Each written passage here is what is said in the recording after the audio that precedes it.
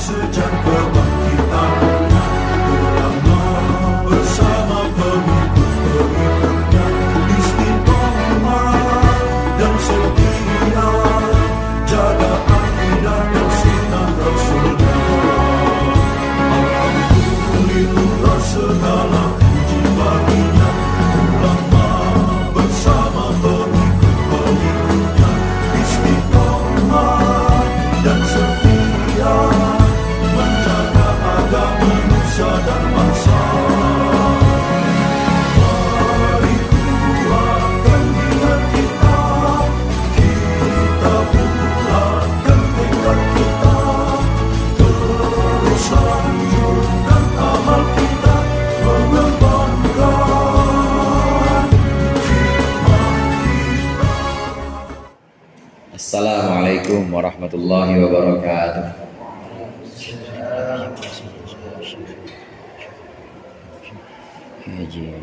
Amin. Shaykhina mu'allimina ala haqqa fi hadha kitab syai'na wa nasikan li syai'na an-nabaziyahu bih ila hadratin Nabi Muhammad sallallahu alaihi wasallam. Al-Fatihah.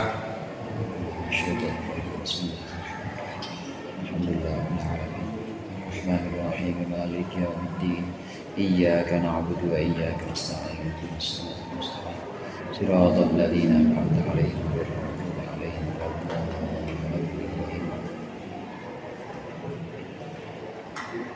Alhamdulillah rabbil alamin wa bihi nasta'inu ala umuri dunya waddin. Wassalatu wassalamu ala asyrafil mursalin sayyidina Muhammadin wa alihi wa sahbihi ajma'in. Amma ba'd. Fa inna ahsanal hadithi kitabullah wa khairal hadi hadi Muhammadin sallallahu alaihi wasallam wa syarrul umuri muhdatsatuha wa kullu muhdatsatin bid'ah wa kullu bid'atin dhalalah. Wa qala al-mu'allif rahimahullah wa nafa'ana bihi wa bi 'ulumihi fid dharain amin. La yakun talabuka tasabbuban ilal ata'i minhu fayaqillu fahmuka anhu wal yakun talabuka li idharil ubudiyyati wa qiyaman bi huquqir rububiyyati. La yakun, janganlah ada, talabuka, permintaanmu, jangan sekali-kali permintaanmu itu menjadi tasabbuban, sebagai penyebab ilal ata'i, bagi pemberian minhu dari Allah. Fayaqillu, maka jadi sedikit apa fahmuka, pemahamanmu, anhu, tentang Allah. Wal yakun, dan hendaklah ada talabuka, permintaanmu itu li idharil ubudiyyati, hanya untuk mewujudkan, hanya untuk memunculkan kehambaan, wa qiyaman, dan juga untuk melaksanakan, berdiri, maksudnya melaksanakan bi huquqir rububiyyati, dengan hak-hak rububiyah. Hendaknya permintaan kita jangan menjadi penyebab dari pemberian-pemberian Allah kepada kita. Kalau seperti itu, maka itu berarti pemahaman kita tentang Allah sedikit. Lalu bagaimana menyikapi doa atau permintaan? Hendaklah doa kita itu hanya untuk memunculkan, hanya untuk mewujudkan kehambaan kita kepada Allah dan melaksanakan hak-hak rububiyah, atau melaksanakan kebenaran-kebenaran bahwa Allah itu Tuhan. Doa-doa yang kita panjatkan, doa-doa yang kita mohonkan kepada Allah, ini sama sekali bukan sebab bagi hasilnya maksud yang kita inginkan. Kalau kita kebetulan berdoa dan terwujud apa yang kita inginkan dalam doa itu bukan berarti wujudnya maksud kita itu gara-gara doa kita, bukan. Tapi semata-mata itu adalah iradahnya Allah. Nanti penjelasannya ada. Ini sudah naik tingkat pemahaman kita, seharusnya sudah naik. Jadi jangan menganggap bahwa hasilnya maksud-maksud itu karena permintaan kita, hasilnya keinginan-keinginan itu karena doa-doa kita, bukan, sama sekali bukan. Walaupun memang sebagian orang awam mungkin ya, kalau ini kan orang wasmoni ya, kelas khusus. Kalau untuk para banget, kalau untuk orang-orang yang sudah naik pemahamannya tentang Allah, maka dia tidak pernah menganggap bahwa maksud atau hasil-hasil yang terwujud itu lantaran doanya, bukan sama sekali. Lam ya'mur Allahu ibadahu bitolabi, tidak menyuruh siapa Allah Ta'ala ibadahu akan hamba-hambanya bitolabi lahu, untuk meminta kepadanya, wassu'ali minhu, dan juga meminta darinya. Tidaklah Allah menyuruh illa yudhira iftiqarahum, kecuali agar memunculkan siapa hamba iftiqarahum akan butuhnya, atau memunculkan siapa Allah iftiqarahum akan butuhnya ibadah, akan butuhnya hamba-hamba Allah. Ibad di sini butuh-butuhnya hamba Allah ilaihi, kepada Allah. Wa musulahum, dan juga memunculkan pengabdian, memunculkan pelaksanaan ibadah hamba-hamba Allah bitadarru, dengan meratap, wal khudu'i, dan juga merendah, menunduk, dan wal khudu'i, dan merendah baina yadayhi, di hadapan Allah. Liyakuna dalika, agar ada apa dalika, semua itu tolab, kemudian tadarru, khudu, itu menjadi idharon, sebagai perwujudan, pemunculan atau penampakan li ubudiyatihim, untuk kehambaannya si ibad. Wa qiyaman bi huquqi rububiyyatihi, dan juga melaksanakan, menegakkan hak-hak ketuhanannya Allah. La li an yatasabbabu bihi, bukan karena mereka menjadikan sebab, bihi dengan permintaan atau dengan tolak, menjadikan sebab ila husuli ma tolabuhu, kepada hasilnya apa-apa yang mereka tuntut, hu akan ma, wa naili ma ragibuhu, dan memperoleh sesuatu, ragibuhu yang menginginkan siapa ibad, hu akan ma, mimma lahum, dari sesuatu, lahum yang bagi si ibad, fihi manfaatun, di dalam sesuatu tadi manfaatun, terdapat manfaat, wahadun, dan juga terdapat bagian atau terdapat kepentingan. Doa kita, wiridan-wiridan kita, permohonan-permohonan kita, itu janganlah kita anggap sebagai penyebab untuk terwujudnya hajat kita. Bukan, sama sekali itu bukan penyebab bagi terwujudnya hajat-hajat kita.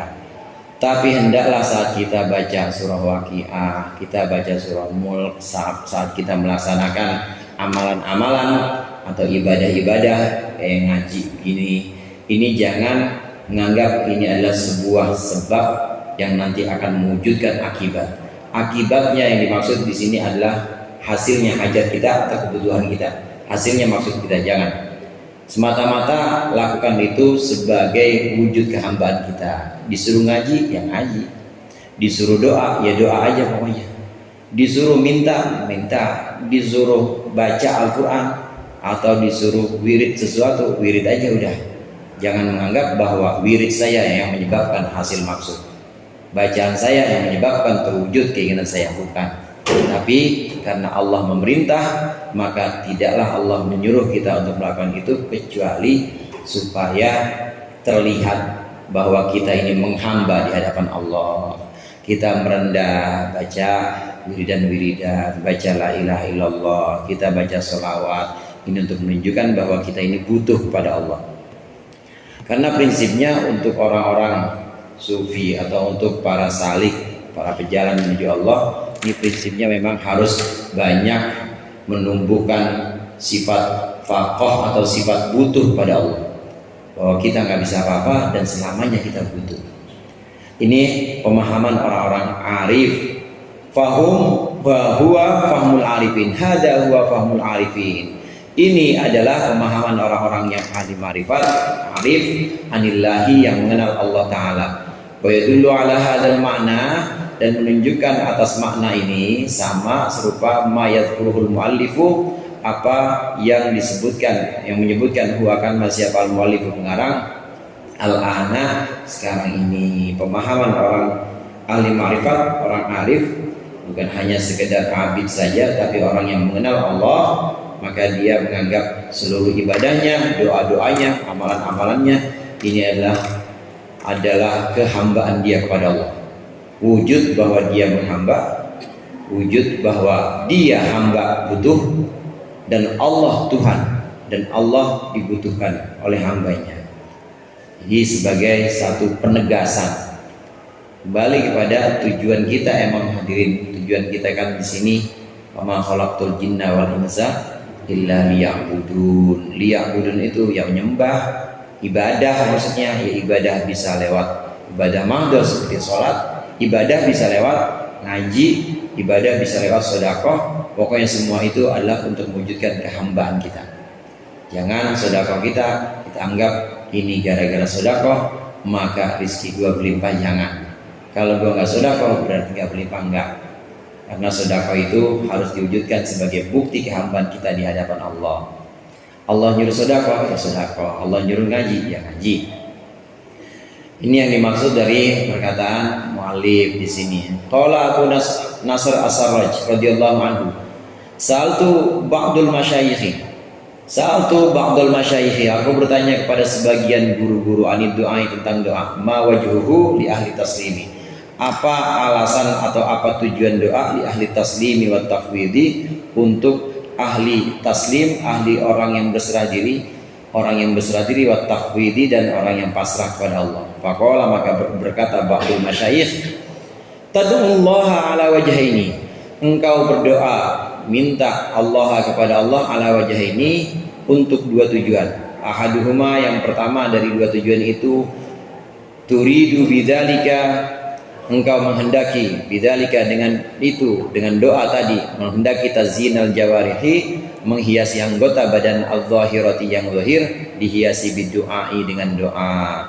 Lianna doa, karena sungguhnya doa itu adalah dorbun minal khidmati, salah satu bentuk dari pengabdian, khidmah. Yuridu ayyuzayyina jawarihahu bihadhil ilmah, yang menghendaki seseorang, yang menghendaki, siapa ini Pak ini? Yuridu, yang menghendaki seorang hamba. Yu apa tu itu? Ya apa tak itu? Ya ya, yuridu.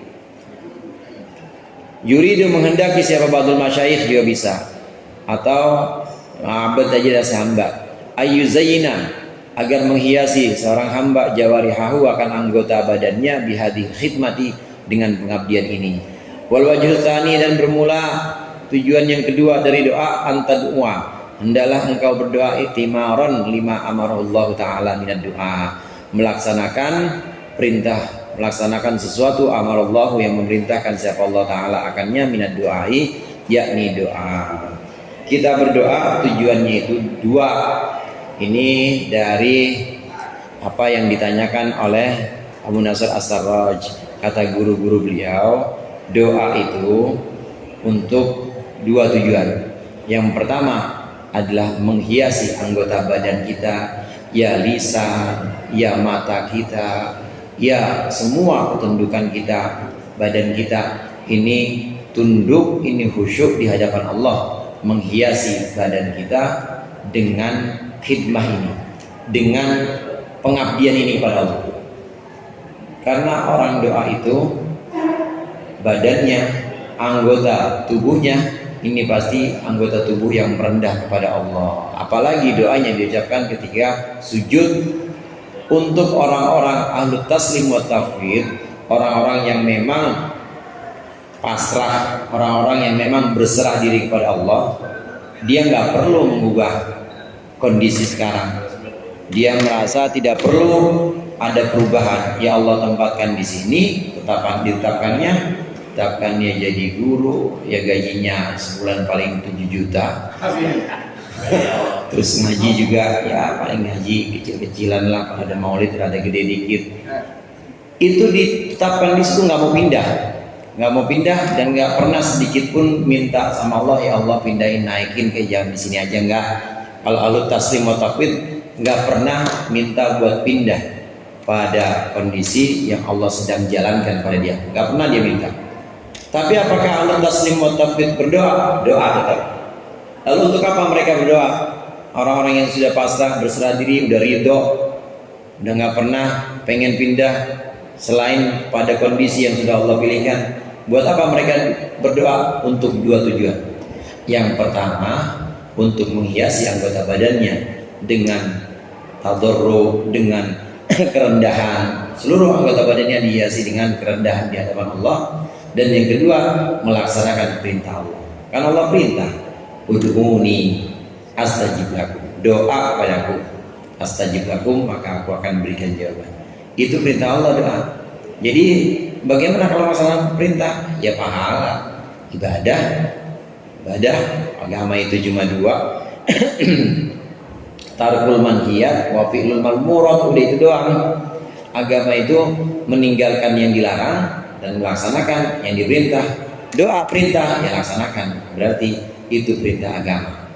Tujuannya kita berdoa, kalau kita sebagai ahlu taslim wa tafwid, kita yang sudah berserah diri, udah nggak perlu lagi mengubah keadaan di mana kita sedang jalan ini, udah ridho aja, maka berdoalah, tetap berdoa, tapi bukan untuk mengubah takdir atau bukan untuk mengubah kondisi, tapi hanya untuk melaksanakan perintah Allah. Satu. Yang kedua, menghiasi badan kita, hati kita, tangan kita dihiasi dengan bentuk-bentuk pengabdian. Jadi nunduk di hadapan Allah, karena sesungguhnya hamba yang memang harus nunduk di hadapan Allah. Ini dua tujuan untuk orang-orang ahlu tauhid. Bahkan ada sebagian ahli sufi, sebagian mereka yang nggak mau berdoa, malu. Kenapa nggak mau berdoa? Malu. Ya udah ridho aja, Allah tempatkan dimanapun udah ridho. Jadi doa enggak. Kenapa? Ya malu aja sama Allah, udah banyak dikasih pakai minta. Ada yang begitu. Tapi ada juga yang tetap berdoa, tujuannya dua. Tujuannya tadi untuk menghiasi anggota badan, baik anggota badan zahir maupun batin, hati maupun badan, ini dengan pengabdian kepada Allah. Yang kedua, melaksanakan perintah Allah. Jadi udah nggak ada lagi, udah lewat saudara. Udah lewat pemahaman bahwa doa mengubah takdir, itu udah lewat lagi. Udah lewat. Untuk ahlu taqwid, taslim atau untuk arif, itu udah lewat. Nah terus bagaimana dengan doa yang memang seolah bisa mengubah takdir? Ya memang begitu. Nanti ada penjelasan di sini. Memang ada doa yang memang seolah-olah terlihat mengubah takdir, itu ada. Bahkan bukan hanya itu, Allah punya adat, Allah punya kebiasaan. Kan Allah punya adat, Allah punya kebiasaan.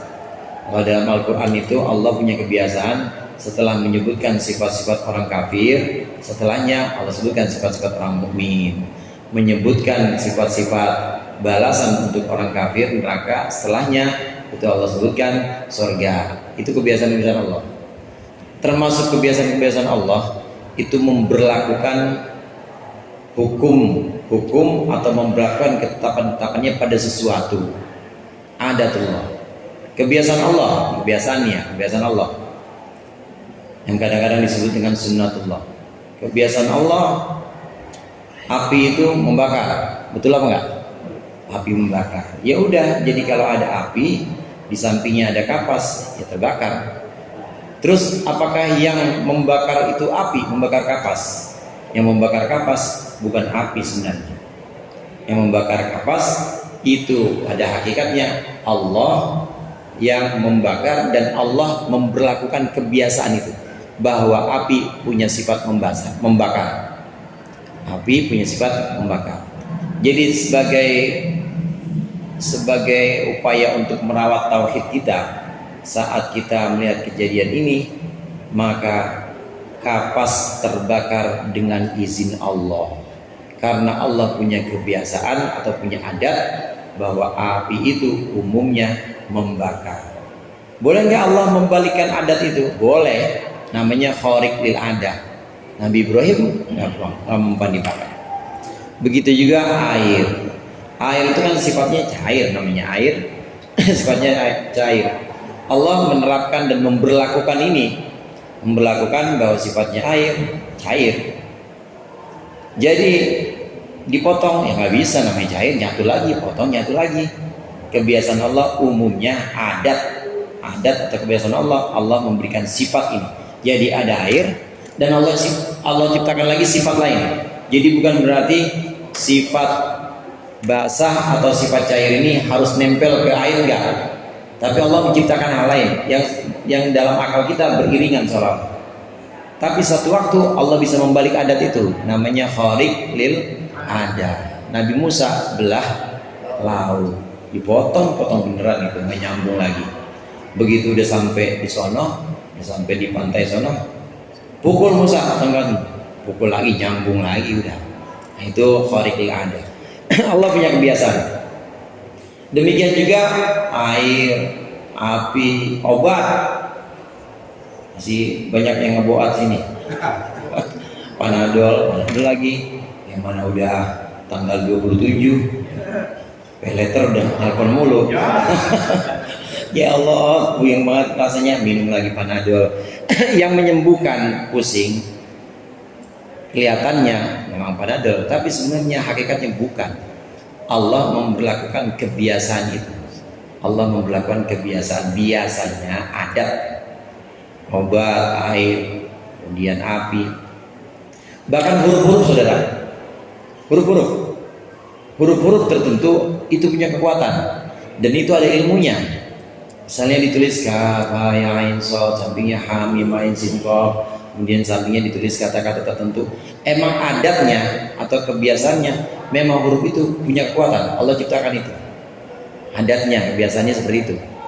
Jadi kalau kita meyakini atau kalau kita melihat yang seperti ini, wapak ya, atau jimat, dirajah gitu, menimbulkan sesuatu yang luar biasa, jangan bilang itu gara-gara tulisannya atau gara-gara rumus-rumus yang ada di wapak itu.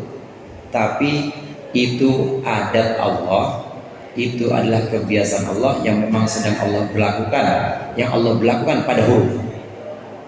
Ya kadang-kadang bisa Allah balik apes juga, ya bawa apa, nggak dapat rezeki ngalir terus semuanya, tapi jodoh nggak dapat kadang-kadang pakai wapak. Itu namanya adat Allah. Demikian juga doa, jangan sekali-kali kita menganggap bahwa doa kita itu menjadi penyebab bagi hasilnya maksud kita, bukan, sama sekali bukan. Jadi kalau berdoa, dua itu, berdoalah karena kita melaksanakan perintah Allah, ud'uni astajib lakum. Yang kedua, berdoalah karena kita ingin menghiasi badan kita, hati kita dengan penghambaan kepada Allah. Faqad qila, dan telah dikatakan faidatul doa, faidah doa, kegunaan doa idharul faqati adalah untuk menampakkan rasa butuh, rasa fakir baina yadaihi, di hadapan Allah. Wa illa, dan jika tidak, farrabbu yaf'alu ma yasha'u, maka Tuhan yaf'alu itu melakukan ma yasha'u, apa-apa yang Tuhan kehendaki. Wa muqtadha hadza alla yanqati'a su'aluhu wala rabbatuhu, dan sesuai dengan ini, sesuai dengan ini, sesuai dengan pendapat ini, Allah yang qati'ah, hendaklah tidak terputus apa su'aluhu, permintaannya si hamba, wala rabbatuhu, dan juga kesukaannya si hamba, kecintaannya si hamba. Wa in a'tahu, dan meskipun sudah memberikan siapa Allah akan hamba, kullama tolabahu, akan segala sesuatu, tolabahu yang menuntut siapa hamba, meminta siapa hamba, huwa akan kullama, huwa akan ma wa anallahu, dan telah membuat, mendapat, menjadikannya mendapatkan siapa Allah, hu akan ma tolabahu, sublahu, menjadikan, anallahu, membuat, memperoleh, membuat dia memperoleh, siapa Allah, sublahu, akan permintaannya, wa urbahu, dan kebutuhannya, wala yufarriqu, dan adalah dia membedakan bainal adami wal wujudi, antara ada dan tidak adanya, permintaan atau ada dan tidak adanya sesuatu yang dituntut, wal man'i wal i'ta'i, dan tercegah dan pemberian, fima yarji'u ila idhal faqah, dalam sesuatu yang kembali kepada memunculkan rasa butuh, menampakkan rasa butuh, wal faqri, dan ia butuh sama, fayakunu abdan lillahi, maka jadilah si hamba itu abdan, sebagai hamba lillahi, untuk Allah, fil ahwali, dalam keadaan-keadaan kulliha, seluruhnya ahwal, kama anna rabbahu, sebagaimana Tuhannya si hamba itu wasi'ul fadli, maha luas karunia-Nya, fil ahwali dalam segala keadaan, kulliha segala ahwal. Wa qabihun dan itu buruk bil abdi untuk seorang hamba ayusarrifa wajahu dia memalingkan wajahnya an babi maulahu dari pintu tuannya, dari pintu Tuhannya. Ma anala yuniluhu ma yuniluhu min syahwatihi, memalingkan akan si hamba apa ma sesuatu yuniluhu yang membuatnya dapat siapa Allah akan si hamba wa akan ma min syahwatihi dari keinginan-keinginannya wa hawahu dan ya keinginan-keinginannya juga, hawa syahwat keinginan-keinginan. Faidah atau kegunaan doa ini sudah lewat dari kalangan awam. Faidah dan kegunaan doa itu adalah untuk mewujudkan butuh kita sama Allah, kita menghadap pada Allah, kita butuh pada Allah, ya doa itu perwujudannya. Perwujudan kita bisa lewat amalan seperti sholat, sodako, ini wujud kehambaan. Allah perintah sholat, sholat, nurut aja namanya hamba. Allah perintah sedekah, Allah perintah sedekah, sedekah, nurut aja namanya hamba. Begitu juga Allah perintah doa, nurut saja. Karena kita hamba, maka berdoa kepada Allah untuk mewujudkan kehambaan dan juga untuk menunjukkan bahwa kita butuh sama Allah. Kalau tidak ada Allah, mungkin kita akan hancur seolah-olah begitu. Maka mewujudkan rasa butuh ini dipupuk melalui doa. Kalau tidak seperti itu, maka Allah melakukan apa yang Allah kehendaki. Oleh karenanya, dengan demikian maka tidak boleh rasa butuh kita kepada Allah terputus. Begitu lagi sulit, bokek banget bokek, mana teman gak ada yang dekat, ya, sakit gatal-gatal kumat lagi, semuanya nggak ada yang beruntung, pokoknya apes banget. Ini menghadap pada Allah, merendah minta, begitu dikasih berpaling dari Allah. Jangan seperti itu. Kalau berpaling dari Allah karena sudah terwujud, ini berarti termasuk orang-orang yang magrur, orang-orang yang tertipu. Dikasih HP, bocah dikasih HP, gara-gara HP dia ngelawan sama orang tuanya. Begitu juga hamba, begitu dia butuh, lagi dalam kesempitan, kesulitan, minta sama Allah sampai gurung-gurung mintanya, minta sama Allah, minta benar-benar merendah, tapi begitu sudah terwujud dia berpaling kepada Allah. Ini namanya qobihun tadi bil abdi, sangat buruk yang seperti ini, hamba yang seperti ini. Terus bagaimana kita yang udah ngaji ini dikasih sama Allah maupun tidak dikasih, al-man'u wal i'ta, kemudian ada maupun tidak ada hasil dari doa kita, maka kita tetap harus butuh pada Allah. Minta sama Allah anak yang baik nih, minta anak yang baik, minta sama orang tuanya, nggak dikasih HP, ya dia tetap nurut sama orang tuanya. Dikasih HP juga tetap nurut sama orang tuanya. Itu anak yang baik. Begitu juga hamba yang baik, dikasih maupun tidak dikasih, terwujud maupun tidak terwujud permintaannya, nggak akan hilang rasa butuhnya pada Allah. Tetap dia merasa butuh pada Allah dalam segala sesuatu, dalam segala keadaan, di kulli ahwal. Nah, dengan demikian ini kita bisa merealisasikan, kita bisa mewujudkan bahwa kita hamba Allah dalam segala keadaan. Lagi pula emang begitu saudara, ya sulit Allah, senang juga Allah. Kita dalam keadaan sempit Allah, dalam keadaan lapang Allah juga. Di dunia Allah, nanti dalam kubur ya Allah juga tetap. Maka dalam segala keadaan kita abdan lillah, dalam segala keadaan ini kita hendaknya tetap menjadi hamba Allah.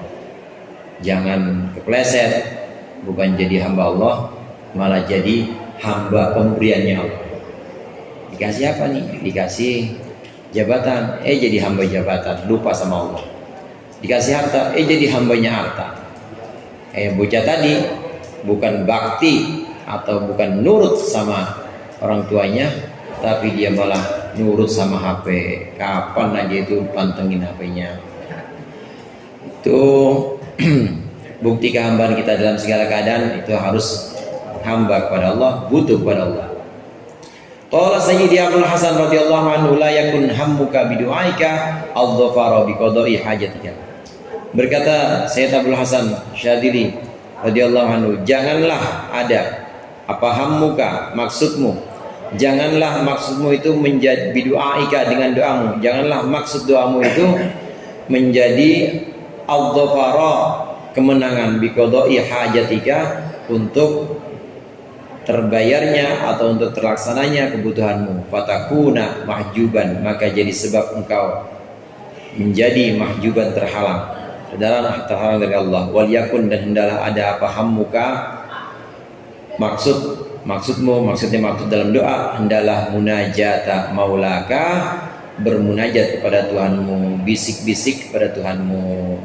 Jangan kita berdoa minta kepada Allah, Allahumma inni atawassalu ilaika ya Allah ya hayyu qayyum. Jangan ini kita jadikan sebagai supaya kabul hajat kita, jangan. Tapi jadikanlah itu sebagai kemesraan kita pada Allah, bisik-bisik kita nama. Urusan terkabul itu urusan sekian. Yang penting kita bisa munajat. Yang penting kita bisa berbisik, bermesraan dengan Allah. Karena kalau tidak demikian, nanti dikasih ujian sama Allah, dikasih kabul hajatnya, terwujud hajatnya, diuji juga sama Allah dengan terwujudnya hajat itu. Maka kalau nggak kuat-kuat, itu bisa jadi penghalang. Berhenti doa, udah berhenti sholat hajat, orang terwujud, udah sholat hajat yang dikurangin, besok-besok sholat wajibnya dikurangin, besok-besok habis semuanya karena udah terpenuhi semuanya. Ini yang dikhawatirkan. Jadi harus kita mantapkan lagi bahwa doa kita, maksud dari semua permintaan kita ini bukanlah untuk terkabulnya hajat, tapi hendaklah untuk bermunajat kepada Allah, merendah, berbisik, memohon. Qala Imam Abdul Qasim Al-Qushairi, berkata Imam Al-Qushairi radhiyallahu anhu, syarrun nasi man yabtahilu ilallah, seburuk-buruknya manusia adalah orang yabtahilu, yang merendah ilallahi, kepada Allah Ta'ala, inda hujumil balai, ketika datangnya bala, datangnya ujian atau kesempitan. Bi khulusid doa, dia menghadap Allah, merendah kepada Allah, bi khulusid doa, dengan murninya permohonan, murninya doa, wasyiddatit tadarru, dan sangat butuh atau sangat merendah di hadapan Allah, wal bukai, dan nangis sampai nangis-nangis. Fa idza zalat syikayatuhu, maka ketika hilang apa syikayatuhu, pengaduannya orang, wa rufi'at anhu, dan diangkatlah anhu dari man yabtahil tadi, dari orang tadi man, diangkat apa afatuhu, afat atau cacatnya man, doya'a, maka dia menyanyiakan al-wafa'a, akan janji atau akan menepati janji, wa nasyal bala'a, dan dia lupa al-bala'a, akan ujian, wa qabala ar-rafda binaqdil ahdi, dan dia membandingkan ar-rafda, akan penentangan, binaqdil ahdi. Bagaimana membandingkan penentangan itu? Maksudnya binaqdil ahdi, dengan merusak perjanjian. Wa abdalal aqda birafdil wuddi, dan dia menggantikan akad atau perjanjian birafdil wuddi, dengan membuang atau menolak, dengan menolak cinta, menolak kesenangan, maksudnya cinta, mawaddah. Ulaikal ladzina ab'adahumullahu fi sabiqil hukmi, itulah orang-orang yang menjauhkan akan ulaik, siapa akan alladzina, siapa Allah Ta'ala fi sabiqil hukmi, dalam hukum Allah yang telah lampau, sabik, hukum Allah yang terdahulu. Wa kharatahum fi suluki fi salaki ahli raddi, dan Allah menggariskan mereka fi salaki ahli raddi, dalam jalan orang-orang yang tertolak, naudzubillah. Wa qad qila, dan telah dikatakan balaun yaltajiuka ilal intisabi, bala atau cobaan, yaltajiuka, yang membuat engkau pergi, yang membuat engkau mengungsi, apa bala kepadamu, akanmu, ilal intisabi, kepada berdiri mantap, baina yaday ma'budika, di hadapan Tuhan yang kau sembah, cobaan yang seperti ini khairun, itu lebih baik laka untukmu, min atoin, daripada pemberian yunsika, yang membuat lupa apa atau keakanmu, iyahu, kepada ma'bud, kepada Tuhanmu, wa yuksika, dan membuat jauh apa atau pemberian keakanmu, anhu, dari ma'bud. Cobaan, kesulitan, sakit, mara bahaya, tapi semua itu bikin kita makin berdiri di hadapan Allah dengan rendah, makin bikin kita menghadap dengan segala kekhusyuan. Cobaan-cobaan yang seperti itu lebih baik dibanding pemberian tapi yang membuat kita lupa sama Allah, pemberian yang membuat kita jauh dari Allah. Ini yang kadang disebut sanastadrijuhum min haitsu la ya'lamun, istidraj. Minta apa dikasih, minta anu dikasih, minta itu dikasih sama Allah, kasih terus sama Allah, tapi dia nggak khawatir janji-janji atau perjanjian bahwa hamba itu harusnya ibadah, hamba itu harusnya merasa butuh, kan perjanjiannya harusnya seperti itu, illa liya'budun. Tapi dia mulai lupakan itu, udah dikasih sama Allah, dikasih terus, dikasih lagi, minta dikasih, tapi ternyata perjanjian tidak ditunaikan.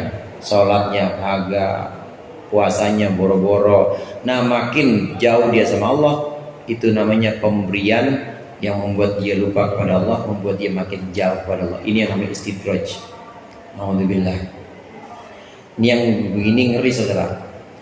Mendingan dikasih teguran sama Allah, kemudian kita sadar, astagfirullahaladzim, iya ya, ada perasaan hati gak enak aja, kita ngerasa hati gak enak aja, itu berarti kita ada salah.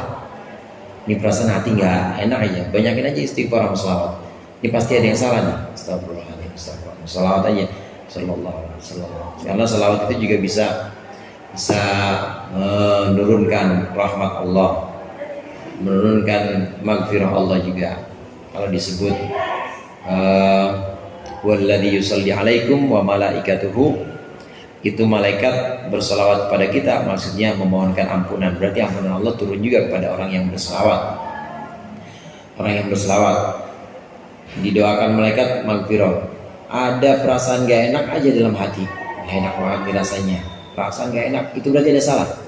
Nah, buru-buru itu, buru-buru istighfar, buru-buru banyak baca selawat. Ini teguran-teguran seperti ini lebih baik dibanding dikasih enak terus sama Allah. Enak, semuanya enak, nggak ada perasaan nggak enak punya semuanya. Ya, duit ada terus, badan nggak pernah sakit. Teman-teman sama kita suruh-suruh aja mau. Pokoknya apa aja kita pengen wujud semua. Sementara itu kita nggak pernah menunaikan kewajiban-kewajiban kita kepada Allah. Muncul, bukan kita sih, orang misalnya gitu ya, orang misalnya kita, orang ini kemudian muncul dalam hatinya, muncul lah, nggak sholat nggak apa, hasil semua nih, maksud ini nggak pakai puasa nggak pakai apa, semua yang gue pengen ada semua.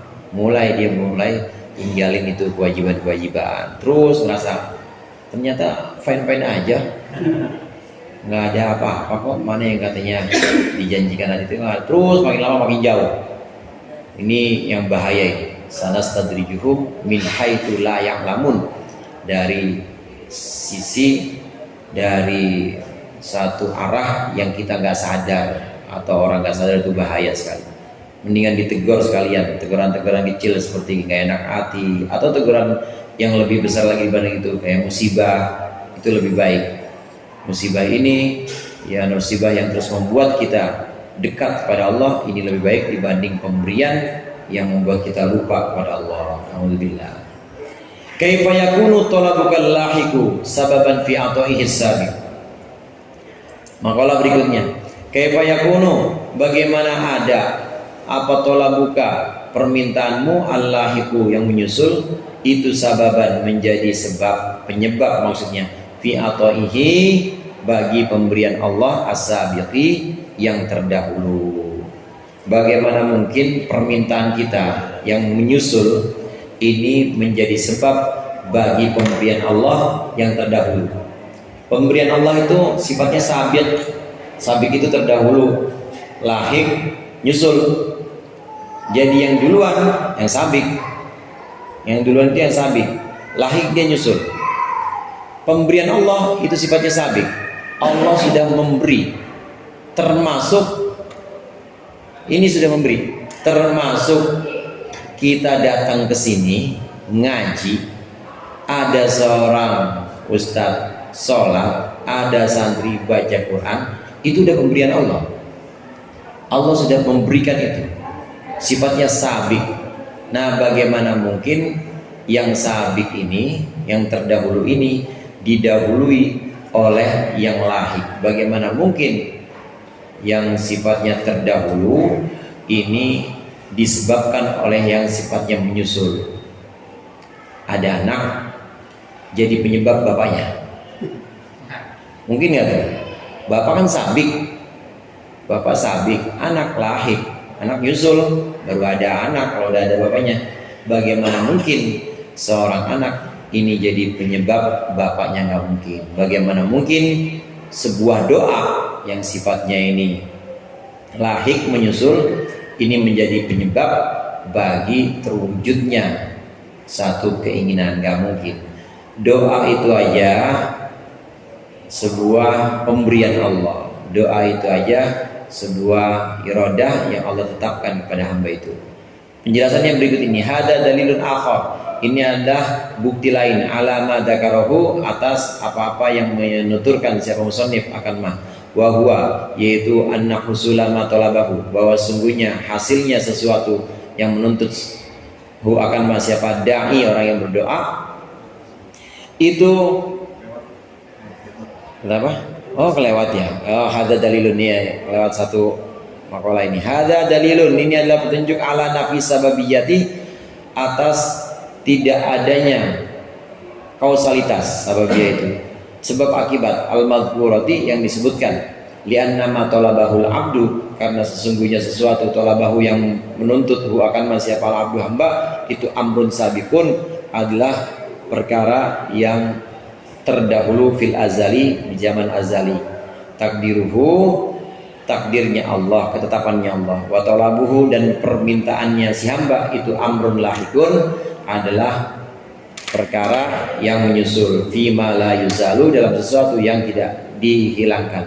Wa kaifa yakunul lahiku, dan bagaimana mungkin, bagaimana ada apa allahiku yang menyusul, sababan fi wujudi sabik, menjadi penyebab bagi terwujudnya yang lebih dulu. Wa halis sababu, dan apakah adakah sebab abadan, halnya selamanya, illa mutaqaddimun alal musabbabi, kecuali mutaqaddamun didahulukan alal musabbabi, atas akibat. Musabbab itu yang disebabkan, maksudnya akibat.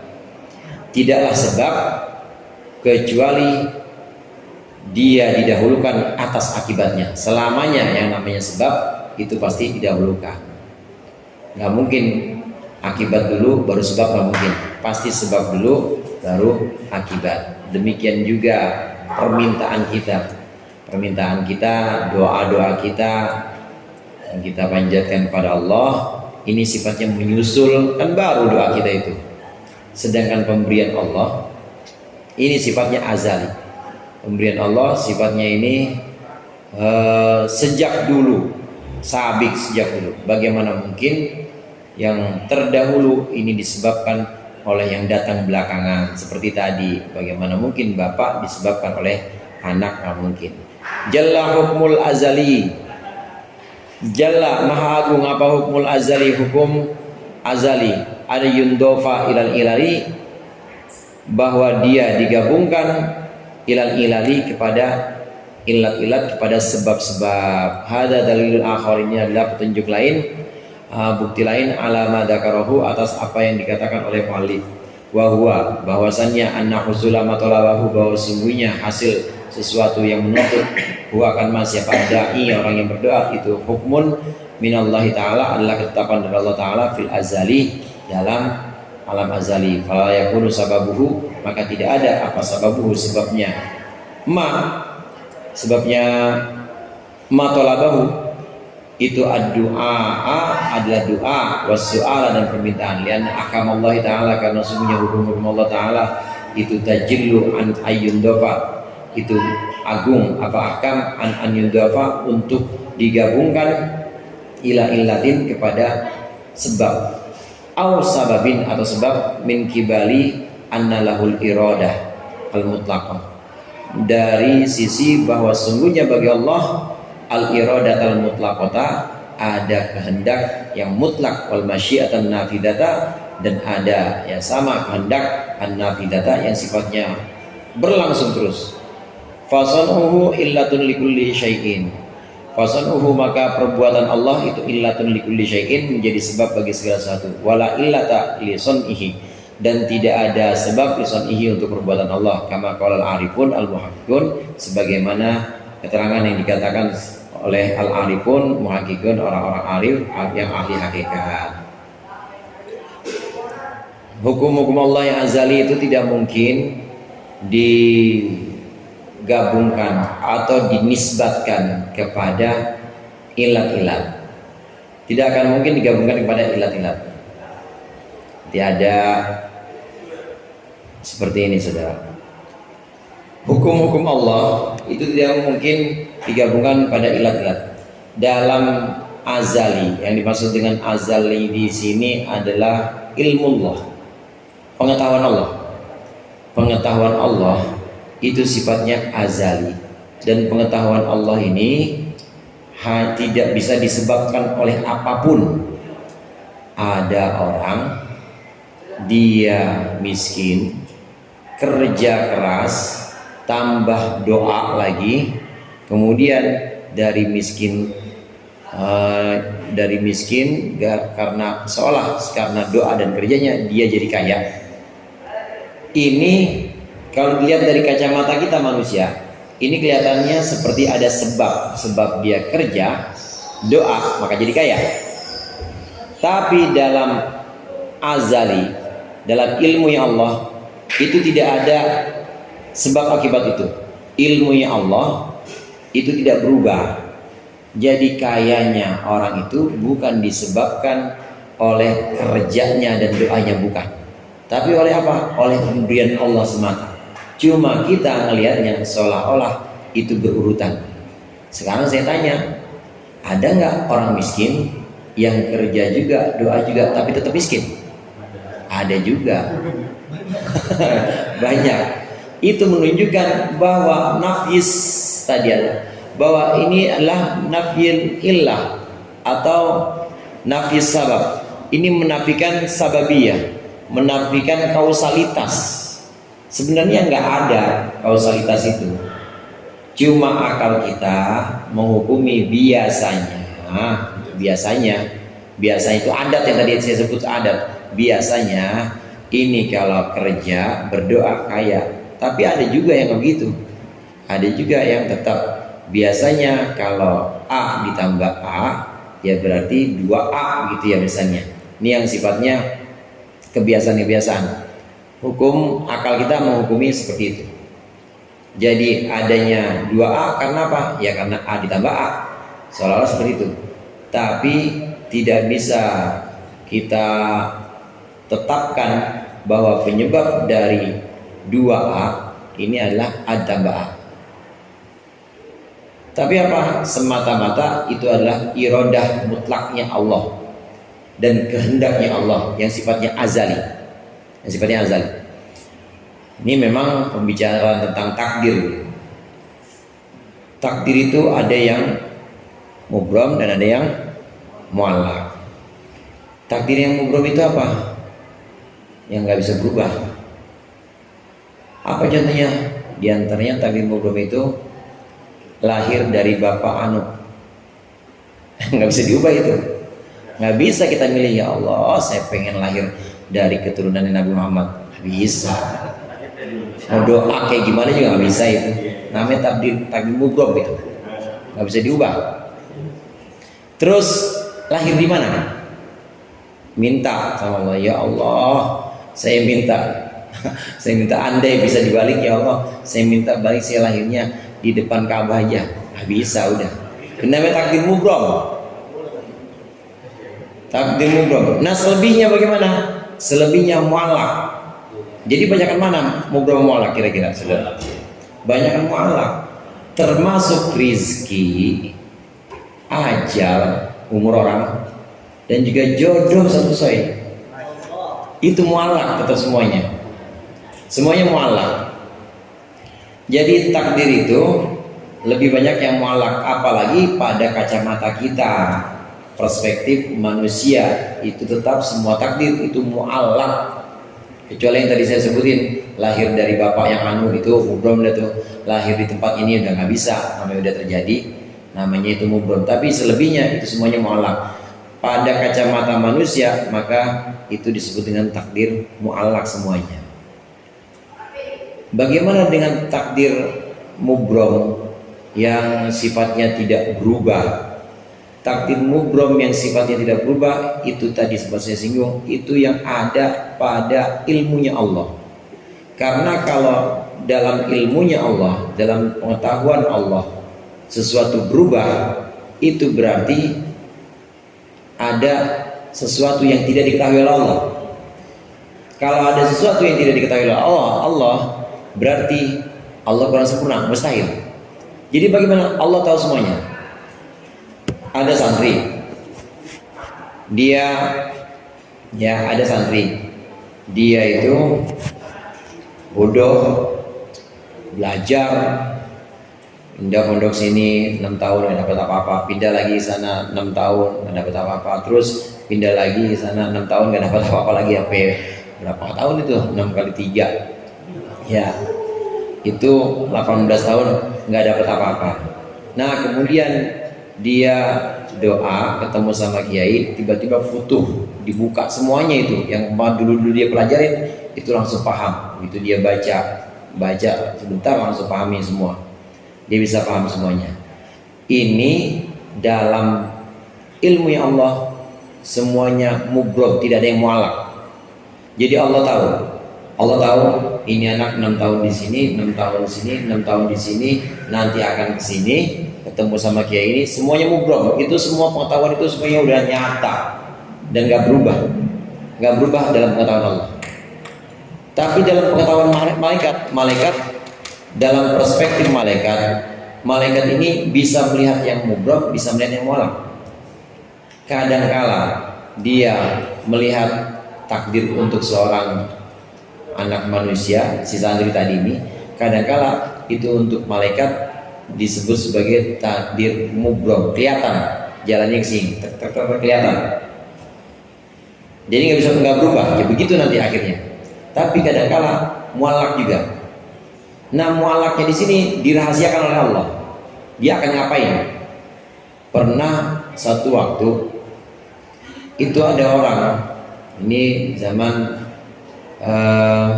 Nabi Daud.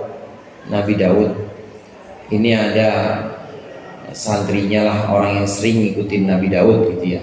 Orang yang sering ngikutin Nabi Daud, dia ditulis bahwa 3 hari lagi akan meninggal. Dikasih tahu sama malaikat kepada Nabi Daud, ini orang yang sering ikut kamu ini, Daud 3 hari lagi akan meninggal.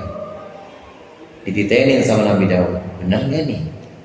Hari pertama, hari kedua, hari ketiga, hari keempat nggak lewat ini, 5 terus lewat. Ternyata ketemu lagi malaikat maut, kan biasa soal nabi-nabi ya.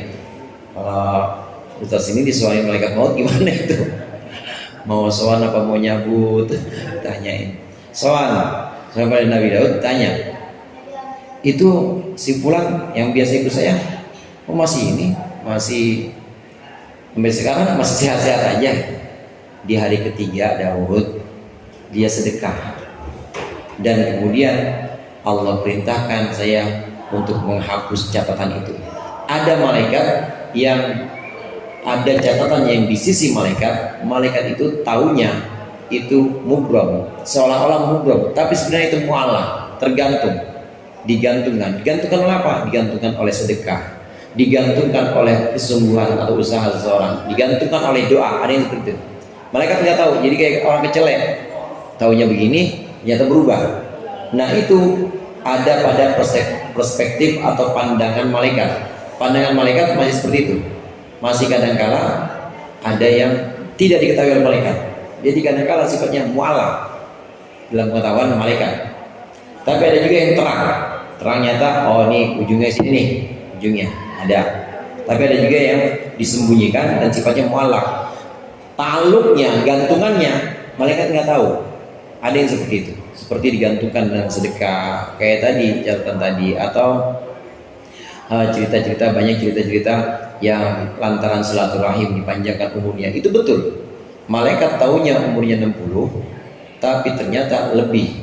Karena apa? Digantungkan oleh sedekah. Ini pada pandangan malaikat atau perspektif malaikat, ini masih mu'allaq sifatnya. Tapi pada pandangan atau ilmunya Allah tidak ada yang mu'allaq. Allah tahu dia bakal sini, dia bakal sini, dia bakal sini. Nah, dengan demikian hadirin, kembali pada makalah ini, tidak bisa kita sebutkan bahwa pengetahuan Allah yang sifatnya azali, Allah bakal ngasih, Allah bakal nyegah, Allah bakal tidak mewujudkan, Allah bakal mewujudkan. Tidak mungkin pengetahuan Allah yang sifatnya azali ini digantungkan atau disebabkan oleh doa kita, nggak mungkin. Karena kita bisa doa, itu juga Allah udah tahu. Dia bakal doa, dia bakal ngamalin jajalut nih, dia bakal ngamalin anu nih misalnya. Allah bakal tahu. Jadi nggak ada yang berubah atau nggak ada yang mu'allaq dalam ilmunya Allah. Karena tidak ada yang digantungkan dalam ilmunya Allah, maka maha suci Allah yang menjadi penyebab dari segala sesuatu, maha suci jika ketetapannya disebabkan oleh perbuatan siapa. Nggak mungkin, pasti tidak mungkin, itu mustahil disebabkan oleh doa kita, disebabkan oleh amal-amal kita, itu mustahil. Ini maksud jalla hukmul azali ayyundofa ilal ilali. Hukum Allah yang sifatnya azali, pengetahuan Allah yang sifatnya terdahulu, Allah udah tahu, mubrom, Allah udah tahu, nggak berubah, bakal berubah, nggak ada yang namanya kecelek, nggak ada. Kalau malaikat masih bisa kecelek, tapi Allah nggak ada, udah mubrom. Itu tidak mungkin digantungkan atau dinisbatkan dengan sebab apapun. Wah, ini sebab doa nih, wah ini sebab gue sedekah nih jadi ini, enggak. Tapi kita doa dan kita sedekah aja, itu Allah sudah tahu. Dan doa kita, sedekah kita, itu juga Allah yang menetapkan. Jadi ya kita ikut aja apa yang Allah tetapkan. Terus kita harus gimana?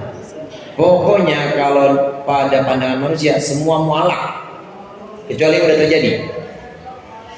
Yang udah terjadi mubrok, lahir dari bapak yang mana, kemarin lahir di bidan mana, itu udah mubrok, udah kita nggak bisa ubah.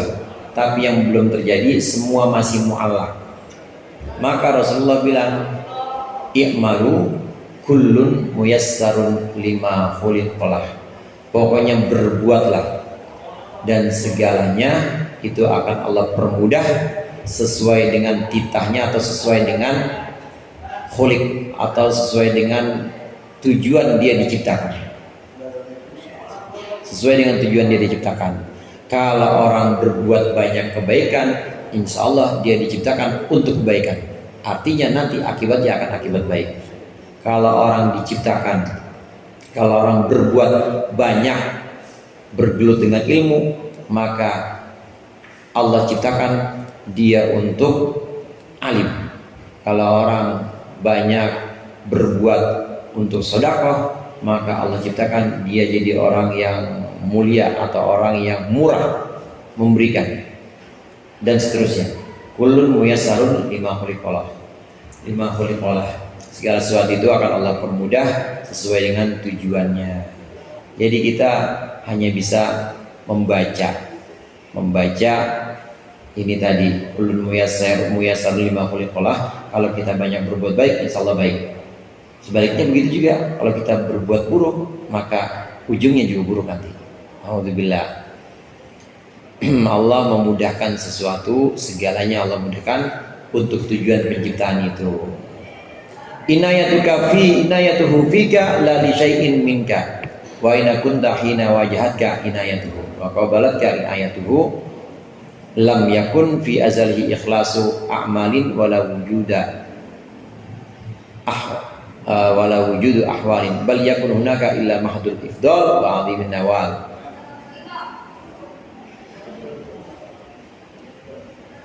Inayatuka fika la li syai'in wallahu a'lam bissawab. Mudah-mudahan bermanfaat. Dikurangnya mohon maaf. Wallahul muwaffiq ila aqwamit thoriq. Wassalamualaikum warahmatullahi wabarakatuh.